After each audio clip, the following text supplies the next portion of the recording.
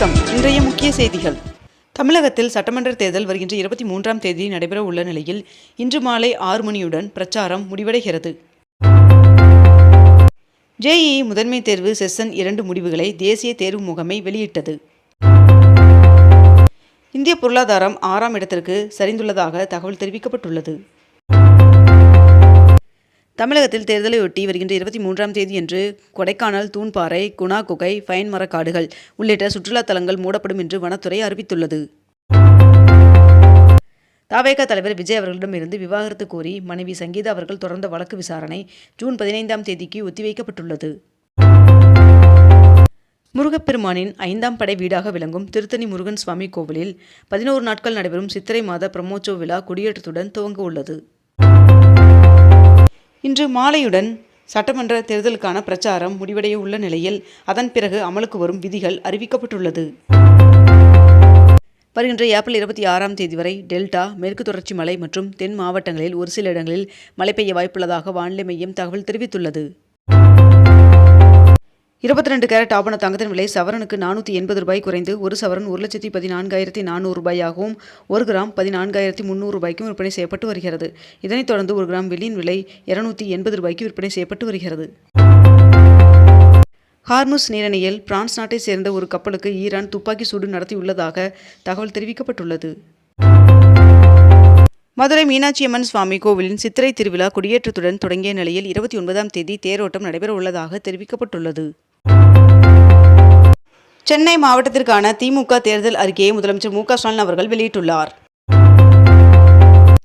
இனி முகவரி சான்று தேவையில்லை என்றும் அரசு அடையாள அட்டையான ஆதார், வாக்காளர் அட்டை, ஓட்டுநர் உரிமம் போன்றவற்றை மட்டும் காண்பித்து 5 கிலோ எல்பிஜி சிலிண்டரை உடனடியாக பெற்றுக்கொள்ளலாம் என்று தெரிவிக்கப்பட்டுள்ளது. மேலும் இண்டேன் பாரத் போன்ற நிறுவனங்கள் இந்த சிலிண்டர்களை வழங்குகின்றது. தேர்தலுக்கு பிறகு ஒவ்வொரு கிராமத்திற்கும் ஒவ்வொரு வீட்டிற்கும் செல்லவிருப்பதாகவும் அப்போது தன்னை யாராலும் தடுக்க முடியாது என்றும் தவேக தலைவர் விஜய் அவர்கள் தெரிவித்துள்ளார். IPL 2026ஆம் தொடரில் நேற்று நடைபெற்ற போட்டியில் கொல்கத்தா நைட் ரைடர்ஸ் அணி ராஜஸ்தான் ராயல்ஸ் அணியை 4 விக்கெட் வித்தியாசத்தில் வீழ்த்தியது. 2 நாள் பயணமாக துணை ஜனாதிபதி CB ராதாகிருஷ்ணன் அவர்கள் இலங்கைக்கு செல்கிறார்.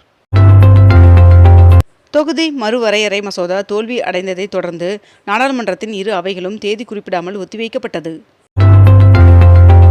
பீகார் முதல்வர் சௌத்ரி அவர்களுடன் நிதிஷ்குமார் சந்தித்து பேசினார். தமிழகத்தில் முன்பதிவு செய்த 5 நாட்களில் வீடுகளுக்கு எரிவாயு சிலிண்டர் விநியோகிக்கப்படுகிறது என்று தகவல் தெரிவிக்கப்பட்டுள்ளது.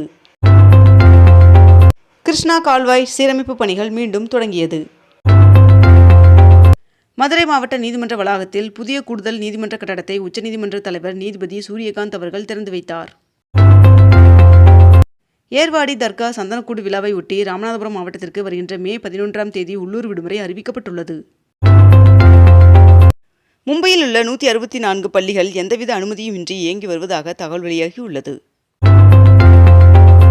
மத்திய அரசு ஊழியர்கள் ஓய்வூதியதாரர்களுக்கு 2% அகவிலைப்படி உயர்வு என்று மத்திய அமைச்சரவை ஒப்புதல் வழங்கியுள்ளதாக தகவல் வெளியாகியுள்ளது. மகளிர் இடஒதுக்கீடு மசோதா தோல்வியை அடுத்து பிரதமர் நரேந்திர மோடி அவர்கள் அனைத்து இந்திய பெண்களிடமும் நான் மன்னிப்பு கேட்டுக்கொள்கிறேன் என்று தெரிவித்துள்ளார். ஹார்முஸ் நீரிணையை கடக்க முயன்ற இந்திய கப்பல்களை தாக்கியதை கண்டித்து டெல்லியில் உள்ள ஈரான் தூதருக்கு வெளியுறவு அமைச்சகம் சம்மன் அனுப்பியுள்ளது. தவேக தலைவர் விஜய் அவர்கள் திருச்சி கிழக்கு தொகுதியில் பிரச்சாரம் மேற்கொண்டார். தமிழகம் முழுவதும் 85 வயதிற்கு மேற்பட்ட முதியோர்கள் மற்றும் மாற்றுத்திறனாளிகள் 1,41,000 பேர் இதுவரை வாக்களித்திருப்பதாக தேர்தல் ஆணையம் தெரிவித்துள்ளது.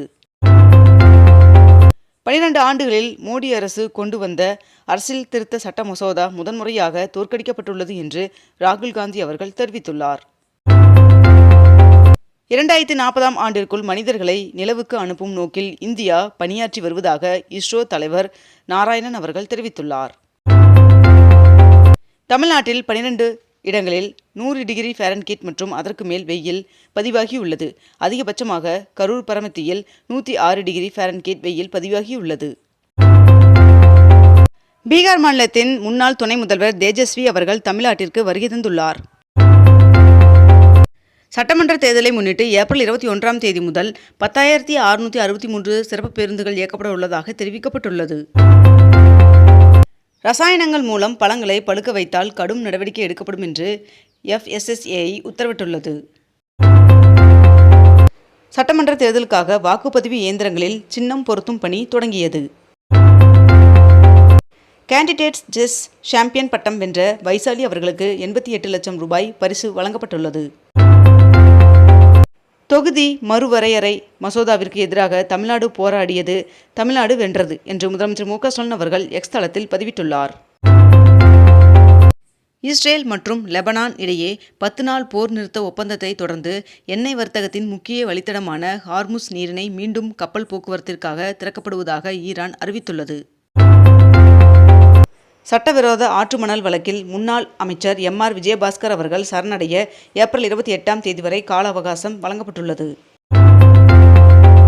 கள்ளழகர் கோயில் சித்திரை பெருந்திருவிழாவிற்கு கொட்டகை முகூர்த்த கால் நடும் விழா நடைபெற்றது.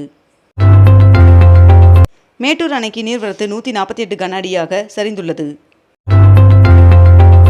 தொகுதி மறுவரையறை மசோதா தோல்வி மூலம் அம்பேத்கர் இயற்றிய அரசியல் சாசனம் காப்பாற்றப்பட்டுள்ளது என்று முன்னாள் ஒன்றிய நிதி அமைச்சர் சிதம்பரம் அவர்கள் தெரிவித்துள்ளார். கோடை விடுமுறையொட்டி நெல்லை சென்னை இடையே சிறப்பு ரயில்கள் இயக்கப்பட உள்ளதாக தெரிவிக்கப்பட்டுள்ளது. தமிழகத்தின் உள் தமிழக மாவட்டங்களில் 5 நாட்களுக்கு அதிகபட்ச வெப்பநிலை இயல்பை விட அதிகரிக்கக்கூடும் என்று சென்னை வானிலை ஆய்வு மையம் எச்சரிக்கை விடுத்துள்ளது. சட்டமன்ற தேர்தலை முன்னிட்டு தமிழகம் முழுவதும் 5500 சிறப்பு பேருந்துகள் இயக்கப்பட உள்ளதாக தெரிவிக்கப்பட்டுள்ளது. இந்தியாவில் ஓப்போ F33 சீரியஸ் ஸ்மார்ட் போன்கள் அறிமுகம் செய்யப்பட்டுள்ளது. நாதாக ஆட்சிக்கு வந்தால் தரமான கல்வி மற்றும் மருத்துவம் வழங்கப்படும் என்று சீமான் அவர்கள் தெரிவித்துள்ளார். பெரம்பூரில் விசில் கோலமிட்டு தவேக தலைவர் விஜய் அவர்கள் வாக்கு சேகரித்தார். ஈரானில் இருந்து 2300க்கும் அதிகமான இந்தியர்களை பத்திரமாக தாயகம் அழைத்து வந்துள்ளதாக மத்திய வெளியுறவுத்துறை அமைச்சகம் அறிவித்துள்ளது. சொத்து விவரங்களை மறைத்ததாக ஆதவ் அர்ஜுனா அவர்கள் மீது மேலும் ஒரு வழக்கு தொடரப்பட்டுள்ளதாக தகவல் வெளியாகியுள்ளது.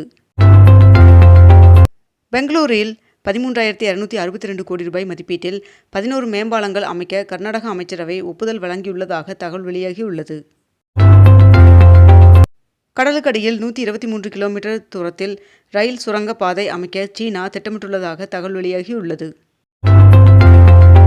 RSS அமைப்பின் 100ஆண்டு கொண்டாட்டத்தின் ஊடக விளம்பரங்களுக்காக ஒன்றிய அரசு 76 லட்சம் ரூபாய் செலவிட்டுள்ளதாக தகவல் அறியும் உரிமை சட்டத்தின் மூலம் தெரிய வந்துள்ளதாக தகவல் வெளியாகியுள்ளது. இத்துடன் இன்றைய தலைப்புச் செய்திகள் நிறைவடைகின்றன. மேலும் இதுபோன்ற அண்மை தகவல்களை உடனுக்குடன் தெரிந்து கொள்ள அக்னிபூ சேனலை சப்ஸ்கிரைப் செய்து கொண்டு தொடர்ந்து இணைந்திருங்கள். நன்றி, வணக்கம்.